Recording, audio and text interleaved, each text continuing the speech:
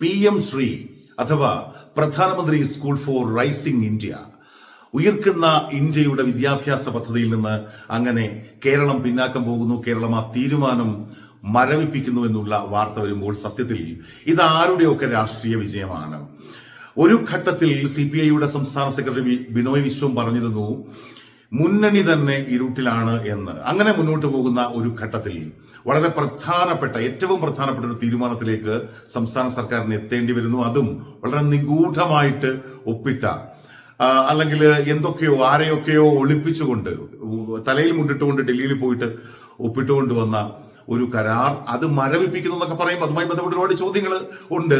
സംസ്ഥാനത്തിന് അങ്ങനെ ആ കരാർ മരവിപ്പിക്കാനുള്ള എന്തെങ്കിലും അവകാശമോ അർഹതയോ അങ്ങനെ എന്തെങ്കിലും ഉണ്ടോ എന്നൊക്കെയുള്ള ചോദ്യങ്ങളൊക്കെ അവിടെ നിൽക്കുമ്പോൾ തന്നെ CPI പോലൊരു പാർട്ടി, നമ്മൾ പൊതുവെ ഉള്ള വിമർശനം എന്ന് പറയുന്നത് CPI എന്ന് പറയുന്ന പാർട്ടി അതിന് മുന്നണിയിൽ പ്രത്യേകിച്ച് വലിയ റോളൊന്നുമില്ല. CPI എന്ന് പറയുന്നത് ഈ ഇടതു മുന്നണിയിലെ തന്നെ കുടികിടപ്പുകാരാണ്. മറ്റവര് ഈ തമ്പ്രാന്മാരും ഇവര് അടിയാളന്മാരുമാണ്, അല്ലെങ്കിൽ കുടിയാന്മാരുമാണ്.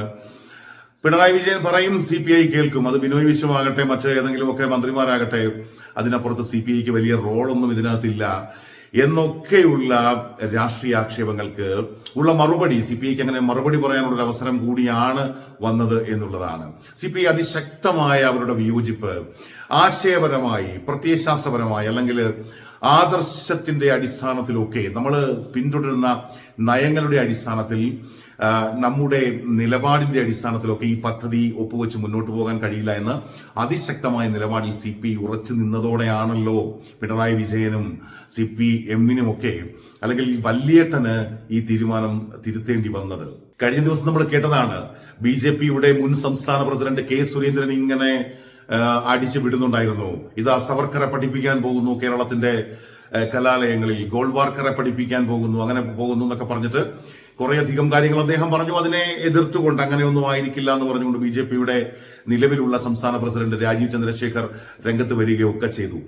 ഇപ്പോ ഈ സിലബസുമായി ബന്ധപ്പെട്ട് തന്നെ ഇപ്പോ കേന്ദ്ര സിലബസ് സ്വാഭാവികമായിട്ടും നാഷണൽ എഡ്യൂക്കേഷൻ പ്രോഗ്രാമിന്റെ NEP-യുടെ ഭാഗമായിട്ടുള്ള NCERT സിലബസിലേക്ക് PM ശ്രീ കരാർ ഒപ്പിടുന്നതോടെ അതിന്റെ കീഴിൽ വരുന്ന കലാലയങ്ങൾ മാറും എന്നുള്ളതായിരുന്നല്ലോ. അതുമായി ബന്ധപ്പെട്ട് കേന്ദ്ര സിലബസ് പഠിപ്പിക്കേണ്ടി വരുമ്പോൾ സ്വാഭാവികമായും ഇത്തരത്തിൽ ഈ CPM-ന്റെ കണ്ണിലോ, അല്ലെങ്കിൽ ഇടതു പാർട്ടികളുടെ കണ്ണിലോ, കോൺഗ്രസിന്റെ കണ്ണിലോ ഒക്കെ അവർക്ക് അംഗീകരിക്കാൻ കഴിയാത്തവരൊക്കെ സ്വാതന്ത്ര്യ സമര പോരാളികളൊക്കെ ആയിട്ട് വരുന്ന ഒരു സാഹചര്യമാണ്. ചിലപ്പോൾ ഗാന്ധിജി പഠിപ്പിക്കപ്പെടാതിരിക്കുകയും ഗോഡ്സെ പഠിപ്പിക്കപ്പെടുകയും ചെയ്യുന്ന ഒരു പാഠ്യപദ്ധതിയിലേക്ക് ഇന്നല്ലെങ്കിൽ നാളെ കാര്യങ്ങൾ പോകുമെന്നുള്ളത് നമുക്ക് എല്ലാവർക്കും പകൽ പോലെ വ്യക്തമുള്ള കാര്യമാണ്. RSSന്റെ ഒരു വിദ്യാഭ്യാസ നയം, അവർ രൂപപ്പെടുത്തുന്ന, അവർ വിഭാവനം ചെയ്യുന്ന ഒരു വിദ്യാഭ്യാസ നയത്തിൽ എന്തൊക്കെ പഠിപ്പിക്കും, എന്തൊക്കെ പഠിപ്പിക്കില്ല എന്ന് ഇവിടുത്തെ സാധാരണ മനുഷ്യർക്ക് പോലും അറിയാം. അതുകൊണ്ടാണ് എനിക്ക് തോന്നുന്നു നമ്മൾ ഈ അടിയുറച്ച കമ്മ്യൂണിസ്റ്റുകൾ, അന്തം കമ്മികൾ എന്നൊക്കെ നമ്മൾ പറയുന്നവർ പോലും നല്ലൊരു വിഭാഗം പേരും ഇങ്ങനെയൊരു തീരുമാനത്തെ, അത് നയപരമായ കാരണങ്ങളുടെ പേരിൽ തന്നെ എതിർത്ത് നിന്ന ഒരു കാര്യമായതുകൊണ്ട് അങ്ങനെ ഒരു തീരുമാനത്തെ എതിർത്തുകൊണ്ടാണ് രംഗത്ത് വന്നതെന്നാണ് നമ്മൾ പൊതുവിൽ കണ്ടൊരു കാഴ്ച. വിദ്യാഭ്യാസ മന്ത്രി കുറേയധികം ന്യായീകരണങ്ങൾ പറഞ്ഞു. ഇപ്പൊ SSAയുടെ ഭാഗമായിട്ട് തന്നെ ലഭിക്കാനുള്ള 1500-ഓളം കോടി കേന്ദ്രത്തിൽ നിന്ന് കിട്ടാനുണ്ട്. അതുപോലെ ഈ പദ്ധതിയിൽ നമ്മൾ PM ശ്രീയുടെ ഭാഗമാകുമ്പോൾ കിട്ടാനിരിക്കുന്ന 1800 കോടിയുണ്ട്. നമ്മുടെ വിദ്യാഭ്യാസ സമ്പ്രദായത്തിന്റെ, കേരളത്തിന്റെ വിദ്യാഭ്യാസ മേഖലയുടെ തന്നെ മുഖമുദ്ര മാറാൻ പോകുന്ന ഒരു പദ്ധതിക്ക് നേരെ എത്ര കാലം നമുക്ക് മുഖം തിരിച്ചു നിൽക്കാൻ കഴിയും എന്നൊക്കെ ചോദിച്ചുകൊണ്ടാണ് വിദ്യാഭ്യാസ മന്ത്രി ഈ തീരുമാനത്തെയൊക്കെ ന്യായീകരിച്ചത് കഴിഞ്ഞ ദിവസങ്ങളിലൊക്കെ. പക്ഷേ ഇതൊന്നും അങ്ങോട്ട് ഏശിയില്ല. ഇത് കൃത്യമായിട്ടും നമ്മൾ നേരത്തെയൊക്കെ വിചാരിച്ചിരുന്നത്, അല്ലെങ്കിൽ പൊതുസമൂഹമൊക്കെ വിചാരിച്ചിരുന്നത്, CPI താൽക്കാലികമായിട്ടൊരു പ്രതിരോധം തീർക്കുന്നു, അതിനുശേഷം അത് ഏതെങ്കിലും ഒരു തരത്തിൽ സമവായത്തിൽ അതങ്ങ് മുങ്ങിപ്പോകാനുള്ള സാധ്യത ഉണ്ട്, അല്ലെങ്കിൽ ഉണ്ടാകാം. സർക്കാരിന്റെ ഭാഗമായിട്ട് അവരിയ്ക്കുകയാണ് 4 മന്ത്രിമാരുണ്ട്. അപ്പൊ അങ്ങനെയൊക്കെ വിചാരിച്ചു. എങ്കിലും CPI അതിശക്തമായി ആ നിലപാടിൽ ഉറച്ചു നിന്നു. അവർ നേടിയെടുക്കുന്ന ഒരു രാഷ്ട്രീയ വിജയം, അതിനപ്പുറത്ത് ബിനോയ് വിശ്വം നേടിയെടുക്കുന്ന ഒരു രാഷ്ട്രീയ വിജയം എന്ന നിലയിലൊക്കെ നമ്മൾ ഇതിനെ കാണുമ്പോഴും എന്താണ് ഇനി അങ്ങോട്ട് ഇതിന്റെ ഭാവി? ഇത് മരവിപ്പിച്ചു എന്നാണല്ലോ പറയുന്നത്. സാധാരണ ഇത്തരത്തിൽ ഒരു കരാർ, ഇപ്പോൾ കേന്ദ്രവും സംസ്ഥാനവും തമ്മിലുള്ള കരാർ, ആ കരാറിൽ തന്നെ പറയുന്ന പല വ്യവസ്ഥകളുണ്ട് അത്രയും. ഇപ്പോൾ ഇതിൽ കേന്ദ്രത്തിന് മാത്രമാണ് തീരുമാനമെടുക്കാൻ പറ്റുക. ഇത് ഇങ്ങനെ ഒരു പദ്ധതിയിൽ നിന്ന് പിന്നാക്കം പോകണമെങ്കിൽ, ആ പദ്ധതി മരവിപ്പിക്കണമെങ്കിലോ റദ്ദാക്കണമെങ്കിലോ ഒക്കെ കേന്ദ്രമാണ് തീരുമാനിക്കേണ്ടത് എന്ന് ആ കരാറിൽ തന്നെ നമ്മൾ ഒപ്പിട്ടു എന്ന് പറയുന്ന കരാറിൽ തന്നെ പറയുന്നുണ്ട് എന്നൊക്കെ ഉള്ള സാഹചര്യത്തിലാണ് ഇപ്പോൾ ഈ മരവിപ്പിക്കൽ എന്ന് സംസ്ഥാനം പ്രഖ്യാപിക്കുമ്പോൾ അതിനെന്തെങ്കിലും അടിസ്ഥാനമുണ്ടോ, സംസ്ഥാനത്തിന് അതിനുള്ള അധികാരമുണ്ടോ, ഇത് വെറുതെ കണ്ണിൽ പൊടിയിടലാണോ, തദ്ദേശ തെരഞ്ഞെടുപ്പ് വരാനിരിക്കുന്നു, ദാരിദ്ര്യമുക്ത കേരളം, അതിദാരിദ്ര്യമുക്ത കേരളം പ്രഖ്യാപിക്കപ്പെടാൻ പോകുന്നു ദിവസങ്ങൾക്കപ്പുറത്ത്. നവംബർ 1-ാം തീയതി ചട്ടങ്ങളൊക്കെ മറികടന്നുകൊണ്ട് ഈ സഭയുടെ പ്രതിപക്ഷത്തിന്റെ ഒന്നും അനുമതിയൊന്നുമില്ലാതെ പ്രത്യേക ഏകദിന സമ്മേളനം വിളിച്ച് വലിയ പ്രഖ്യാപനങ്ങൾ മമ്മൂട്ടി, മോഹൻലാൽ, കമലഹാസൻ എല്ലാം കൂടി ചേർന്ന് വലിയ വിളംബരം ഒക്കെ നടത്തി അടുത്തൊരു തെരഞ്ഞെടുപ്പിലേക്ക്, വരാനിരിക്കുന്ന തെരഞ്ഞെടുപ്പുകളിലേക്ക് ഇടതുമുന്നണി പോകാനിരിക്കുന്നു, അല്ലെങ്കിൽ കേരളം പോകാനിരിക്കുന്നു. അപ്പൊ അതിന്റെ ഈ വിളംബര ജാഥ എന്നൊക്കെ പറയുന്ന പോലുള്ള പരിപാടികൾ ഇങ്ങനെ നടക്കുന്ന സമയത്ത് ജനങ്ങളുടെ കണ്ണിൽ പൊടിയിടാൻ വേണ്ടി മാത്രമുള്ള നിലവിലുള്ള ഒരു സമവായം, ഒരു പ്രഖ്യാപനമാണോ എന്ന നിലയിലും നമുക്ക് ഇപ്പോഴത്തെ ഈ ഒരു പ്രഖ്യാപനത്തെ കാണേണ്ടി വരുന്നുണ്ട്.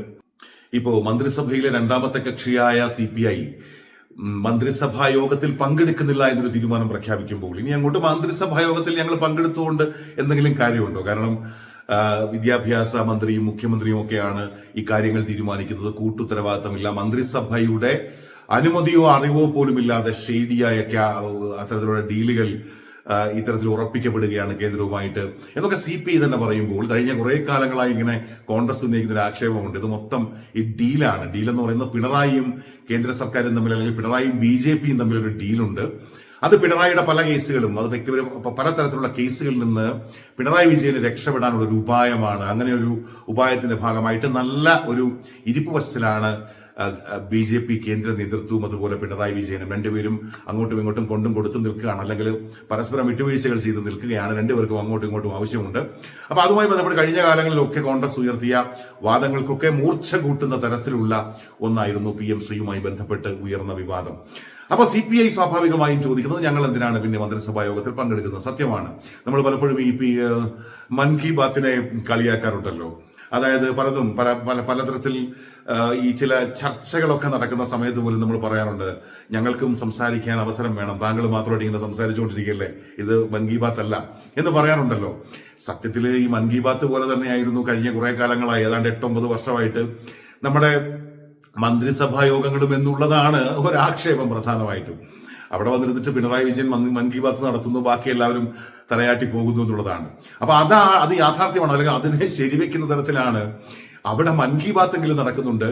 പിണറായിയുടെ കാര്യത്തിലാണെങ്കിൽ മൻ കി ബാത്ത് പോലുമില്ല, മന്ത്രിസഭാ യോഗത്തിനൊരു മൻ കി ബാത്ത് പോലും ഇല്ലാതെ ഇവരോടൊന്നും വാചകങ്ങൾ കൊണ്ടോ വാക്കുകൾ കൊണ്ടോ പോലും പറയാതെ, ഇവരെ ഒന്നും അറിയിക്കാതെ, സ്വപ്നേബി ഇവരൊന്നും അറിയാതെ പോയിട്ടൊരു കരാർ ഒപ്പിട്ടു എന്ന് പറയുമ്പോ, അപ്പം മൻ കി ബാത്ത് പോലും ഇല്ലാതെ മന്ത്രിസഭാ യോഗത്തിൽ ഞങ്ങൾ എന്തിനു വരുന്നു എന്നുള്ളൊരു ചോദ്യം, വളരെ പ്രസക്തമായ ചോദ്യമാണ് CPI ഉന്നയിച്ചത്. അപ്പൊ അവരുടെ അതിശക്തമായ നിലപാടായിരുന്നു അങ്ങനെയാണെങ്കിൽ മന്ത്രിസഭാ യോഗവും ഞങ്ങളുടെ മന്ത്രിമാർ ബഹിഷ്കരിക്കുന്നു, ചിലപ്പോൾ മന്ത്രിമാരെ പിൻവലിക്കേണ്ടി വന്നാൽ പിൻവലിക്കുന്നു എന്നൊക്കെ ഉള്ളത്. മാത്രമല്ല ഇത് CPIയുടെ വിജയം എന്നതിനപ്പുറത്ത് അതിശക്തമായ പ്രതിഷേധം കോൺഗ്രസ് അടക്കമുള്ള പാർട്ടികൾ ഉയർത്തിയിരുന്നു. ഇപ്പൊ തമിഴ്നാടിന്റെ ഉദാഹരണം നമ്മുടെ മുമ്പിലുണ്ട്.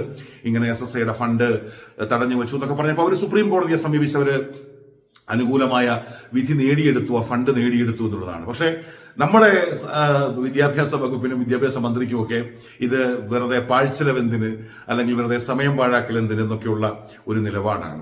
അപ്പോ ഈ നിലപാടിനപ്പുറത്താണ്, നയത്തിനപ്പുറത്താണ് യഥാർത്ഥത്തിൽ, നയമല്ല, നമ്മൾ പണത്തിന്റെ കാര്യം വരുമ്പോൾ നയമൊക്കെ അങ്ങോട്ട് മാറ്റിവെക്കാം എന്നുള്ള CPMന്റെ ആ ഒരു നിലവിലുള്ള വർത്തമാനകാല CPMന്റെ ചേതോ വികാരമോ മാനസികാവസ്ഥയോ അതിനെന്തോ കാര്യമായ ഗൗരവമായ കുഴപ്പമുണ്ട് എന്ന് പൊതുസമൂഹത്തിൽ തുറന്നു പറയാൻ ആർജവം കാണിച്ചു CPI എന്നുള്ളത് ഏറ്റവും പ്രധാനപ്പെട്ട ഒരു കാര്യമാണ്. അതുകൊണ്ട് തന്നെ അവർ നേടുന്ന ഒരു രാഷ്ട്രീയ വിജയത്തിനപ്പുറത്ത് പൊതുസമൂഹത്തിൽ നിന്ന് വല്ലാത്ത ആശങ്ക ഈ സംഭവവുമായി ബന്ധപ്പെട്ട് നമ്മുടെ കുട്ടികളെ, നമ്മുടെ നാടിനെ, വരാനിരിക്കുന്ന നമ്മുടെ തലമുറയെ നമ്മൾ പഠിപ്പിക്കാൻ പോകുന്നത് ഇതൊക്കെയാണോ? RSSന്റെ രാഷ്ട്രീയമാണോ പാഠപുസ്തകങ്ങളിലൂടെ പഠിപ്പിക്കാൻ പോകുന്നത്? ചരിത്ര പുസ്തകങ്ങളിലടക്കം അത് ആ നിലയ്ക്ക് NCERT സിലബസ് പ്രതിഫലിക്കുകയാണെങ്കിൽ, ദേശീയ വിദ്യാഭ്യാസത്തിന്റെ സിലബസ് പ്രതിഫലിക്കുകയാണെങ്കിൽ അത് നമ്മളെ എങ്ങോട്ട് കൊണ്ടുപോകുമെന്നുള്ള പൊതുസമൂഹത്തിന്റെ വല്ലാത്ത ആശങ്ക കൂടിയാണ് സത്യത്തിൽ ഈ ഒരു പ്രക്ഷോഭമുഖത്ത്. AIYF-ഉം AISF-ഉം ഒക്കെ വലിയ പ്രക്ഷോഭത്തിലും പ്രതിഷേധത്തിലും ഒക്കെ ആയിരുന്നു.